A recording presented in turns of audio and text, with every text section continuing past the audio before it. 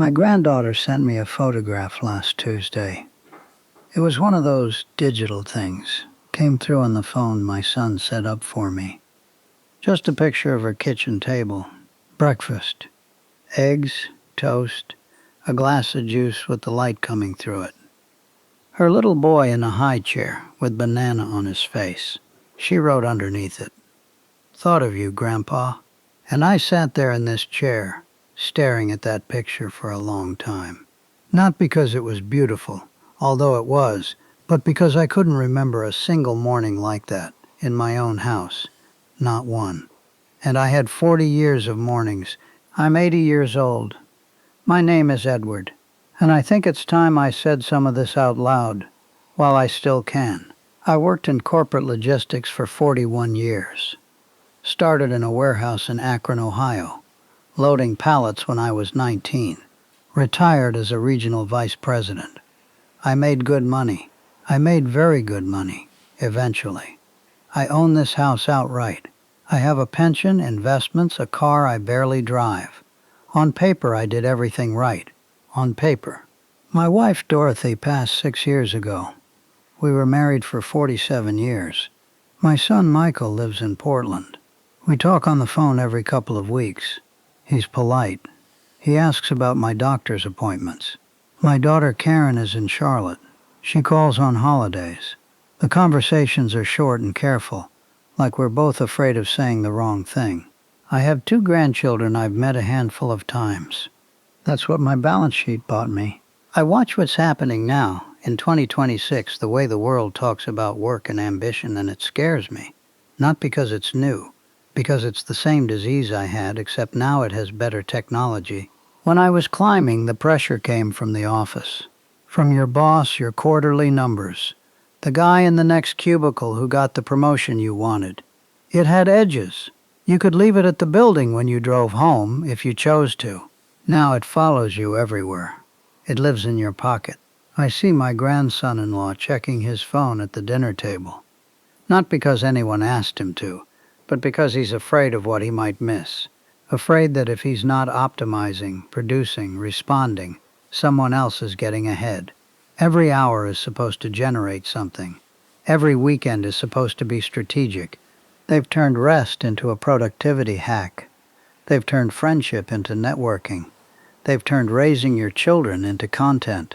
And I recognize all of it, because I did the same thing with cruder tools and fewer excuses. I remember the day I got promoted to district manager. March of 1987. I was 39. I'd been working toward it for 5 years, longer hours, weekend reports, volunteering for every miserable assignment nobody else wanted. I missed Michael's birthday party that year because I was in Minneapolis closing a contract I could have closed the following week. When the promotion came through, I called Dorothy from my office. She said, "That's wonderful, Ed." Just like that. Flat. I didn't hear it then. I was too busy feeling like I'd finally arrived somewhere. I took her out to dinner that Friday. A nice place. I ordered a bottle of wine. And halfway through the meal, she looked at me and said, "Michael asked if you were coming to his game tomorrow." I said I couldn't. I had a meeting with the new team. She nodded. She didn't argue. She just nodded. That nod. I've thought about that nod more than any contract I ever signed. Because it wasn't anger. It was the moment she stopped expecting me to choose differently. It wasn't one decision that did it. That's what I want people to understand. It was 1,000 ordinary Tuesdays. It was coming home after the kids were already in bed and telling myself I'd make it up on Saturday. And then Saturday had a conference call. And then Sunday was the only day I had to decompress, and I needed that time, didn't I? I deserved it. Karen's first dance recital. I was there for that one. I remember sitting in the 3rd row, checking my pager under my coat. She looked out into the audience and waved at me. And I almost missed it because I was reading a message from my boss about a shipment delay in Reno. A shipment delay in Reno. I couldn't tell you a single thing about that shipment now, if my life depended on it. But I can still see my daughter's face, 7 years old, looking for me in the crowd. Michael stopped asking me to come to things around age 12. He just stopped. No fight, no tantrum. He just quietly edited me out of the parts of his life that required showing up. And I let him, because it was easier than feeling guilty. Dorothy held it all together. She went to every game, every recital, every parent-teacher conference. She made the dinners I didn't eat. She answered the questions I wasn't home to hear. And somewhere in there, the marriage became a kind of arrangement. We shared a house. We shared finances. We shared children. But we stopped sharing the ordinary, stupid, meaningless hours that turned two people into a family. She was building the life I kept walking past. The realization didn't come all at once. It never does. It came in pieces, over years. It came the Christmas Michael was 26 and brought his girlfriend home. I watched them in the kitchen, laughing about something, and I realized I didn't know what made my own son laugh. I knew his GPA. I knew what he'd majored in.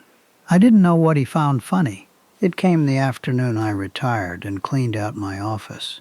41 years, and it fit into 2 cardboard boxes. The plaques, the awards, the framed letters, they looked small in the trunk of my car. I drove home and Dorothy was watching television, and she said that was quick. And it was. It was unbelievably quick. It came the night Dorothy got her diagnosis. And I sat next to her bed in the hospital and held her hand and thought, I should know this hand better. I should know every line on it. But I'd spent 40 years holding spreadsheets and steering wheels and golf clubs, and this hand, the one that had been reaching for me the whole time, felt almost unfamiliar. That's when I understood what I'd done. Not in some big dramatic moment, just sitting in a plastic chair at 3 a.m, holding my wife's hand, realizing I'd been absent for most of my own life. Dorothy passed on a Wednesday. The house was very quiet after that. It's still quiet. Michael flew in for the funeral. He stayed 3 days. We sat at the kitchen table, and he said, I wish things had been different, Dad. I said, I do too. And that was the most honest conversation we'd had in 30 years. Karen didn't stay as long. She hugged me at the door and said, take care of yourself, the way you'd say it to a neighbor. I have money. I have a pension that arrives like clockwork. I have a financial advisor who calls me twice a year. I have a house with 4 bedrooms, and I sleep in one of them and the other 3 just sit there, waiting for people who don't come. We are taught that wealth buys freedom. And maybe it does, but for me it bought a very expensive kind of silence. I look at that photograph my granddaughter sent me. The eggs, the juice, the banana on the baby's face. And I think, that's it. That's the whole thing. That ordinary morning with the light coming through. That's what a life is actually made of. Not the promotions. Not the quarterly bonuses. Not the house or the car or the title that made people nod at you in meetings. Just the mornings. The dinners. The drives home. The slow, unremarkable hours that you never get to do over. I had all of those hours once. Every single one of them. And I spent them somewhere else, on something that turned out to be much smaller than I thought it was. I'm not telling you this to teach you anything. I'm 80. I don't have that kind of time left, and honestly, I don't think people learn from other people's mistakes anyway. We all think we're the exception. I'm telling you because it's late, and it's quiet, and there's no one else to say it to. But if you're sitting somewhere right now watching this, with a phone full of emails and a calendar that doesn't have any room in it, I just ask you to think about what you're going to remember. Not what you're going to achieve, what you're going to remember. Because I can tell you what I remember. It's not the corner office. It's not the stock options. It's not the year we hit 140% of target. It's Dorothy's nod. It's Karen waving from the stage. It's Michael, 12 years old, deciding he didn't need me anymore. Those are the moments I kept. Everything else is gone. If any of this stayed with you, if it made you think about someone you haven't called, or a dinner you keep putting off, I suppose that's worth something. You could leave a thought below if you want. I'd read it. I've got the time now, and thank you for listening.